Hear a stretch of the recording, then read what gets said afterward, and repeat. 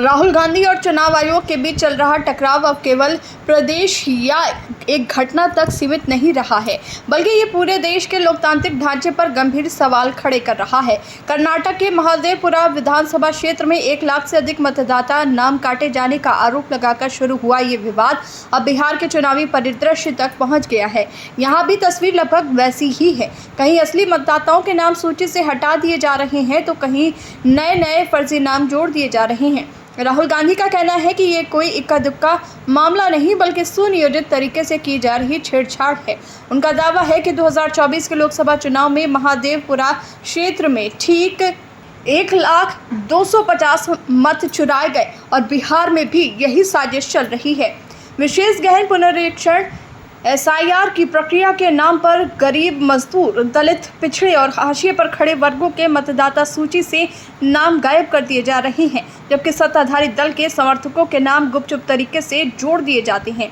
ये न केवल निष्पक्ष और स्वतंत्र चुनाव की मूल भावना के विरुद्ध है, बल्कि लोकतंत्र के स्तंभ को भीतर से खोखला करने जैसा है। चुनाव आयोग ने इन आरोपों को सिरे से नकारते हुए राहुल गांधी को 2 टूक चुनौती दी। या तो शपथ पत्र पर हस्ताक्षर करके ये लिखित रूप से मान लो कि तुम्हारा दावा सच है, और यदि जांच में झूठा पाया गया तो कानूनी कार्रवाई झेलने को तैयार रहो, वरना पूरे देश से सार्वजनिक रूप से माफी मांगो।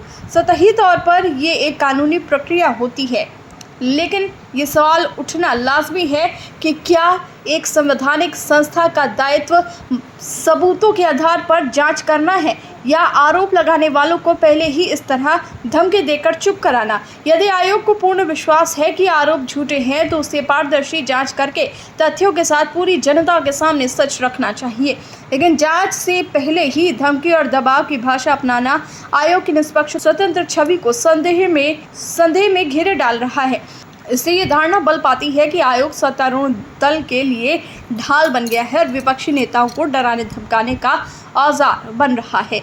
राहुल गांधी का रुख साफ है। ये लड़ाई केवल उनके या कांग्रेस पार्टी की नहीं, बल्कि हर उस नागरिक की है जिसका मताधिकार छीन लिया गया या जिसे फर्जी मतदाताओं की भीड़ में डुबो दिया गया। वो इसे चुनावी ईमानदारी और लोकतांत्रिक अधिकार की जंग बताते हैं। बेंगलुरु से लेकर पटना तक उनके भाषण और रैलियां इस बात का संकेत दे रही हैं कि आने वाले चुनावों में ये मुद्दा बड़ा राजनीतिक हथियार बनेगा। उनकी चेतावनी, वक्त बदलने पर सजा मिलेगी, सीधे चुनाव आयोग और सत्ता पक्ष के लिए खुला संदेश है।